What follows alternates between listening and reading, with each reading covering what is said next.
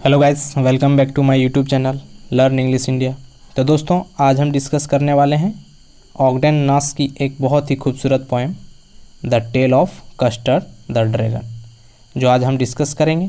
यह poem long poem है और बहुत ही मज़ेदार पोएम है। सबसे पहले हम पोएट के बारे में जानेंगे। ये एक अमेरिकन पोएट थे। इनका बॉर्न 19 अगस्त 1902 में और डेथ 19 मई 1971 में हुआ था। अब हम इस पोएम के हिंदी समरी को जानेंगे। तो सबसे पहले पोएट कहता है कि एक बार बेलिंडा नाम की एक छोटी लड़की थी। वह एक छोटे से सफ़ेद घर में रहती थी। वह कुछ प्राणियों के साथ रहती थी जो उसके पालतू जानवर थे। वे एक काले बिल्ली का बच्चा, एक ग्रे माउस, एक पीला कुत्ता, एक छोटा लाल वैगन और एक प्राणी है जो कवि कहता है कि वास्तव में एक अजगर था। अब कवि आगे उन सभी जानवरों का नाम बताता है जो बेलिंडा द्वारा पूछे गए थे। वह कहते हैं कि काली बिल्ली के बच्चे का नाम स्याही है, ग्रे माउस का नाम ब्लिंक है, छोटे पीले कुत्ते का रंग पीला था और इसलिए वह उसे सरसों कहता था, और अजगर जो कि कायर था, कमज़ोर था, उसे कस्टर्ड कहा जाता था। अब आगे के लाइनों में कवि ने ड्रैगन को उतारा है कि उसके ऊपर बड़े तेज दांत और स्पाइकस थे। इसका मतलब है कि इसकी त्वचा को शीर्ष पर इंगित किया गया था। निचले हिस्से में यह तराजू था जो त्वचा की रक्षा के लिए बोनी प्लेट थे। उनके मुंह की तुलना एक चिमनी से की गई है क्योंकि यह माना जाता है कि ड्रैगन मुंह से आग छोड़ सकता है। यहाँ तक कि उसकी नाक की तुलना एक चिमनी से की जाती है जो धुएं को बाहर निकालने के लिए उपयोग की जाती है। उसके पैर एक तेज चाकू की तरह है, यानी खंजर की तरह है। तो अब कवि कविता के विभिन्न पात्रों की आंतरिक शक्ति या बहादुरी की व्याख्या करता है। उनका कहना है कि बेलिंडा भालू और स्याही के समूह की तरह बहादुर थी और पलक इतनी बहादुर थी कि वे शेरों का शिकार कर सकते थे। तो यहाँ उन्होंने बिल्ली का बच्चा और छोटे चूहे की बहादुरी दिखाई है जो शेर का भी शिकार कर सकता है। कुत्ता गुस्से में बाघ की तरह बहुत बहादुर था, लेकिन उन सभी के विपरीत कस्टर्ड था। कस्टर्ड ड्रैगन बहादुर नहीं था। वह हर चीज़ से इतना डरता था कि वह हमेशा एक सुरक्षित पिंजरे की मांग करता था। बेलिंडा ने बहुत ही क्रूर तरीके से अजगर को स्ट्रोक दिया। स्याही, पलक और सरसों ने उनकी तुलना पेक्रिवल नामक एक शूरवीर से की जिसे बहादुर माना जाता था, लेकिन साहस की कमी के कारण भाग गया। वे अपनी छोटी लाल बग्घी में बैठकर अजगर को चिढ़ाते थे। कवि अब आगे के लाइनों में कहता है कि बेलिंडा इतनी ज़ोर से हंसती थी कि उसकी आवाज़ घर में गूंजती थी। पलक, माउस हंसते थे और मूतने की आवाज़ करते थे। दूसरी ओर स्याही और सरसों ड्रैगन को उसकी उम्र पूछकर चिढ़ाते थे जब भी वह एक अच्छा सुरक्षित पिंजरे की मांग करता था। इसलिए जब वे सभी अजगर का मजाक उड़ा रहे थे तो उन्हें घर में किसी के घुसने की आवाज़ सुनाई दी।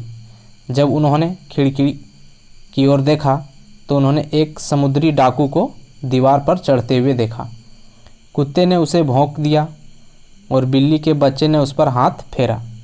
बेलिंडा ने ओह कहा क्योंकि वे सभी समुद्री डाकू जो जहाज़ों को लूटते थे उससे डर गए थे।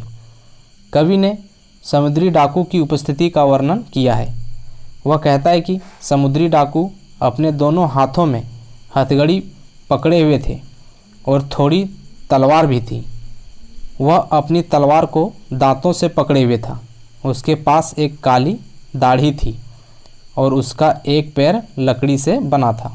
इसका मतलब यह है कि यद्यपि समुद्री डाकू एक विकलांग व्यक्ति था, लेकिन फिर भी वह अन्य सभी पात्रों को भयभीत कर रहा था।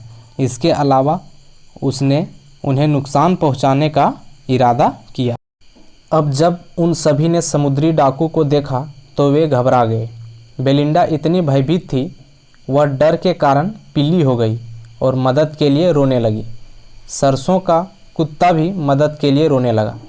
बिल्ली का बच्चा स्याही घर के नीचे की ओर भाग गया, जैसे कि उसने पहले से ही इसके लिए योजना बनाई थी। माउस की स्याही खुद को बचाने के लिए अपने छोटे से माउस हॉल में चली गई। जब अन्य सभी वर्ग जो पहले बहुत बहादुर के रूप में परिभाषित किए गए थे भयभीत हो गए, तो ड्रैगन ने सबसे अप्रत्याशित काम किया। उसने समुद्री डाकू पर छलांग लगाई और अपनी नाक से इतनी तेज़ आवाज़ निकाली जैसे कि इंजन कोई ध्वनि उत्पन्न कर रहा हो। इतना ही नहीं, उसने अपनी पूंछ को बहुत ज़ोर से ज़मीन पर मारा कि इससे भूमिगत जेल में एक दूसरे के खिलाफ रगड़ से धातु की भारी ध्वनि पैदा हुई। उसने डाकू की तरह समुद्री डाकू पर हमला किया जो कीड़े पर हमला करता है। अजगर की प्रतिक्रिया से समुद्री डाकू इतना सदमे में आ गया कि उसने झटके से अपना मुंह खोल दिया। कुछ ताकत जुटाने के लिए उसने अपनी जेब में एक कंटेनर से कुछ शराब पी। कुछ हिम्मत जुटाने के बाद उसने अजगर पर 2 गोलियां चलाई, लेकिन वह चूक गया। अजगर ने इस भयंकर दिखने वाले समुद्री डाकू को हर बार की तरह खा लिया। अब आगे के लाइनों में जब समुद्री डाकू मरा था, बेलिंडा ने अजगर को गले लगाया और सरसों ने उसे चाट लिया। समुद्री डाकू की मौत से कोई भी दुखी नहीं था, वे सभी खुश थे। खुशी में ड्रैगन के चारों ओर स्याही और झपकी दोनों चल रहे थे। तो यहाँ कवि कहता है कि सभी पात्र खुश थे और वे अजगर के प्रति अपनी प्यार दिखा रहे थे क्योंकि उसने उसे बचाया था। जब उन्होंने धन्यवाद दिया और ड्रैगन के प्रति अपना प्यार दिखाया तो उन्होंने अपना मन बदल लिया।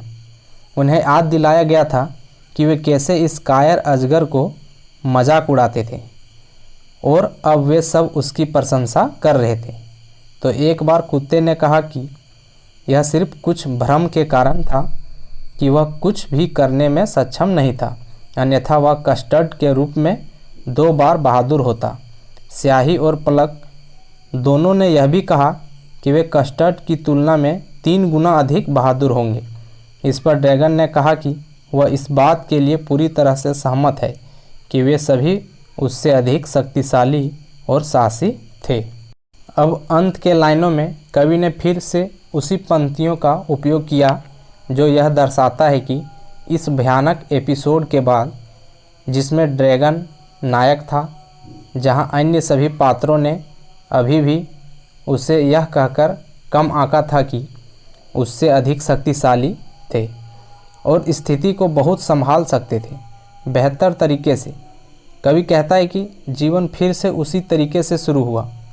बेलिंडा अभी भी स्याही, पलक, सरसों और कस्टर्ड के साथ उस छोटे से सफ़ेद घर में रहती है और वे सभी बहुत बहादुर हैं, जबकि ड्रैगन अभी भी कायर है जो हमेशा अपने पिंजरे में सुरक्षित रहना चाहता है। दोस्तों, इस पोएम को हमने बहुत ही अच्छे तरह से समझा। तो वीडियो अच्छा लगे तो वीडियो को लाइक करें, शेयर करें, कमेंट करें और हाँ, अगर अभी तक हमारे चैनल को सब्सक्राइब नहीं किए हैं तो सबसे पहले आप चैनल को सब्सक्राइब करें, साथ में बेल आइकन दबाना ना भूलें ताकि हमारे नए वीडियो का नोटिफिकेशन सबसे पहले आप तक पहुँचे। थैंक यू दोस्तों।